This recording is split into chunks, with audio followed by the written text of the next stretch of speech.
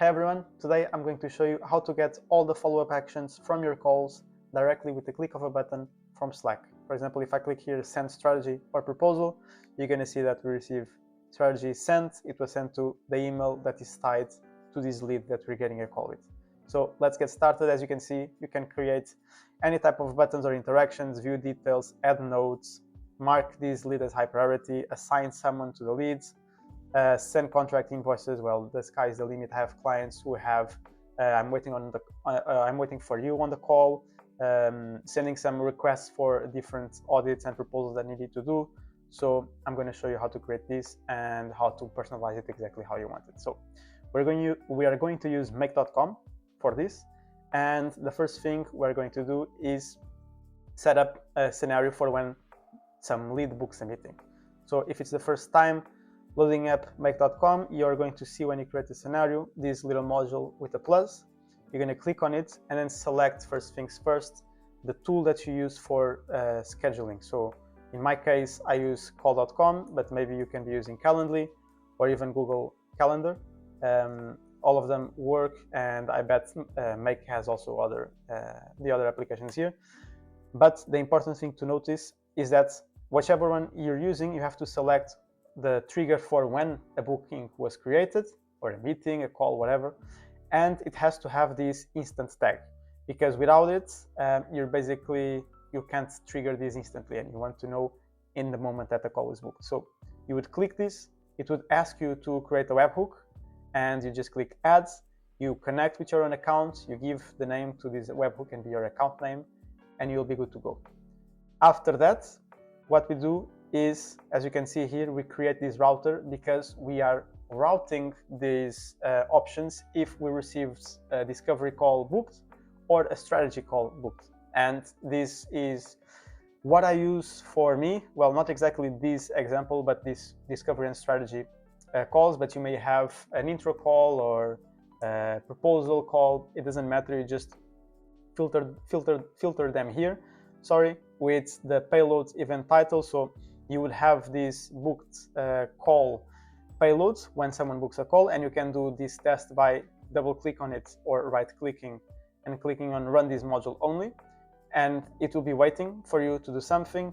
And once you receive a call booked, which you can do on yourself, you go to your calendar and book a call, it will trigger. And I'm not going to show you exactly it's triggered, but you can see it here, that you would see exactly.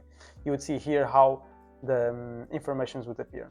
So for this filter, we want to filter for intro call in my case, or discovery. And by that, we have to look for the title of this event. So call gives a type for the call and a title for the call. We can use either of these, or we can use another one, which is, where is it here? Well, I can't find it. Where's the event title? Here it is. Sorry, it's the one that I was using and I couldn't find it. So here it is. Intro call is the event title. So I look for, it has to be exactly like intro call. You'd put whatever the name is for you. And this will filter only those calls to this part or this flow. And then for the strategy is the same thing. I look for the event title that has strategy call. In this case, when I push this, it was the intro, so you're not going to see strategy, but it would be the same and it would work.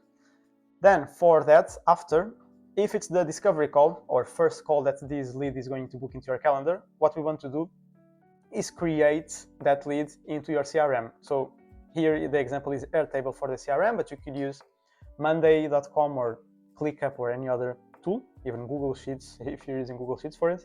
And you just connect it, and we're going to create a new record. So we select where in the CRM we want to add, and then the lead name, we just click here and look for the responses, because here it is. We ask for the responses, right? We ask for the name, their email, and then some little questions also that you can have, like what's their website, how much they're making per month or per year. And so here on the name, we can select their name, and it will be this. So if you click on value, it will populate there. And same thing for the contact information, which could be the email. You just click here and it will always populate with that info. If you have the lead name, you don't separate it by first and last name. You could do that here on Make. Let's say they just put their full name because you didn't ask for the separation. And what you can do is come here and click on splits, and then you'd not have these, but you'd have the split here. The first part of the split, as you can see here, it says you have to put the text you want to split and then the separator that you're using. So what we would do is select their name, and then the separator would be a space. So you can do that by going here to the text part and clicking the space keyword. And so this would give you a split between them. And once it splits, we need to add it that we want the first part of the split, right? Because it will split into the first name and the last name. And so what we want to do is here, we want the first part. So if we go there, we click first, we take this bracket out, and we just add the bracket here. And so now we're going to get the first part of the split of the name with spaces. It sounds complicated, but it isn't. And this is how you would create a lead, for example, on your table. And then once that is done, we want to push that notification that you saw that a discovery call was booked. And so what we have here, as you can see, we have their name, we have the date that it was scheduled, and then some of the questions you could ask, like their website, their monthly recurring revenue, and what's the current main challenge. And so you would do that by sending a Slack message using an API if you wanted to do with an app like this. And if you want to do it with an app, the first thing you need to do, I have another video covering all of this in more detail if you want to go check it, but very quickly you need to go into api.slack.com, create a new app, and then once you create this new app, you select whichever one you just created, you go down and you make sure you have these bot token scopes as chat right. Once you do that, you are going to install the app to your workspace and copy this token here. And with this token, you will be able to paste it here where it says bearer. So if we copy that and come here and paste it, this is what you should see. So this will be your own private token. Don't share it with anyone. Don't try to copy it. I'm going to delete it. But yeah, that's how you would do it. Then with that token ready, you have to have this URL like this. So it's a chat post message. The method has to be post. And then the content type has to be application JSON with this char set in this way. This is just to tell it how we are going to pass the content. Then the body type. We select raw, JSON, and this is the main part of our message. So this is where we select the channel that is going to be sent to. So in my case is this test channel, but you would want to use it, the channel that you are really going to actually use. And for that, you click on Get Channel Details, go all the way down, and you're going to see the channel ID. You copy it, and then you paste it here on this part. Then for the blocks, this is the main message that you see. So I'm going to show you here how you can build whatever message you want to build, including these button messages. So Slack has this block kit builder where you can literally build whatever message with the interactions that you want to send. So in my case, I already did this part of the strategy call completed, but let's say you would not want to see anything of this, and you wouldn't when you first connected. So let's take this out by clearing the blocks, and then let's start this from scratch. So you would want, for example, a header, right? And this header, you can edit here to say call booked, or whatever the name of the call, right? Let's say it's discovery.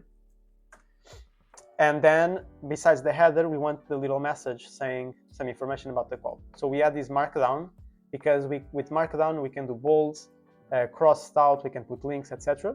And so with this, we are going to, well, you can change this to whatever you want. So you can say that a call was booked by, and then you can put here just some templates that you know that you're going to have to put here the name on the dates, and then you can put here dates. And then later on, once we go inside make, those names and dates, you just replace them with the value from the trigger of whatever platform you're using to booking calls or to scheduling calls. Besides this, so you create whatever text you want, we need to add those buttons, because now here is where the magic happens, is having buttons that will create these actions for us. So for that, we just need to go here into actions and select, for example, a button. And there's a million things you can do. You can do date pickers, different buttons like checkboxes and radio buttons, and you can do even drop downs.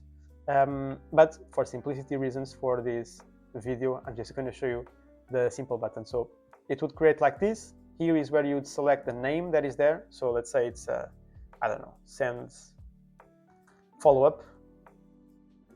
Why not? And then you have value and action. The action has to be different for every single button. So that's how you will make the distinction from buttons. So we could call this the follow-up button. And the value, I always pass the ID of the lead in our CRM. So in this case, I would also put here lead ID CRM. For in the future, we change in make, just like we will change the name and the date, we also add it here. So this is how you create the blocks, and then you copy it, all these parts of the blocks. You can also copy everything, but I mainly copy these blocks parts because we already have the channel here. So we don't want to replace the channel, we just want the blocks, and I would paste them right here. Now, this is where you start adding all the other things you want, like the date, which you can format using make. So this is the date that Cal sends, which is in this format, as you can see here.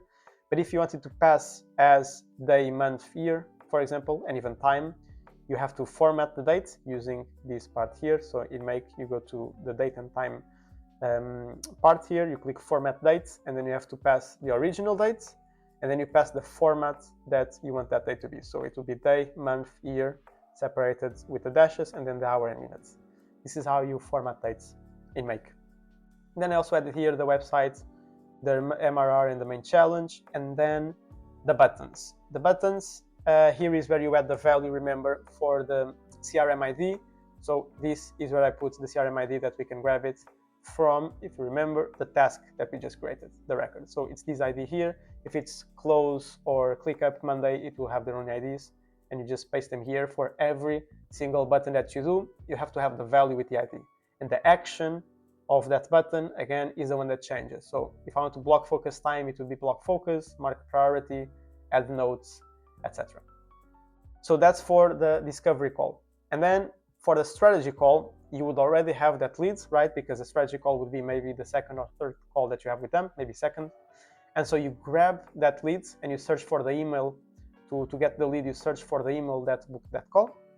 And then, again, same thing, we create the same type of message. So now you know how to create those messages.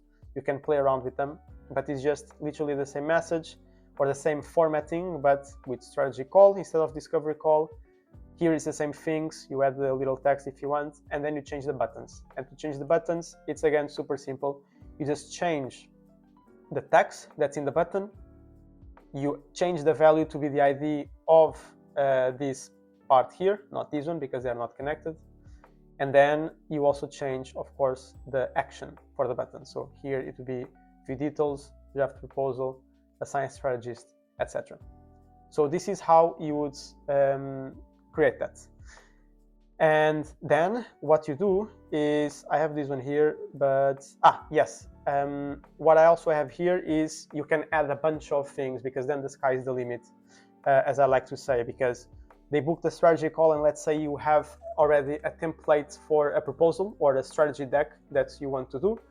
So what you do is you add a sales activity, a task to create that strategy deck, so that that lead would automatically get a task associated with them.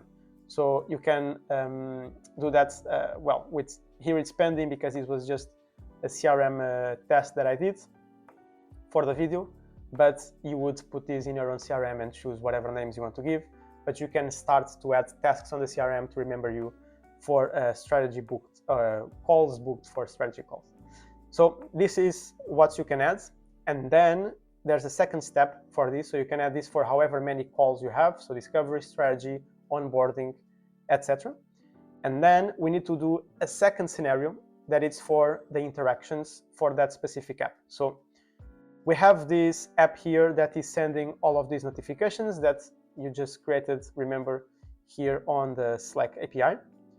And for us to receive the actions or to do and execute the actions that we want, we need to get all the interactions that are done with this specific app. Each app will have its own interaction. So what we have to do is a different scenario with a webhook. And so just like before, when you click the plus icon, you can select webhooks, and then you select the custom webhook. And here you'll have to create a new one.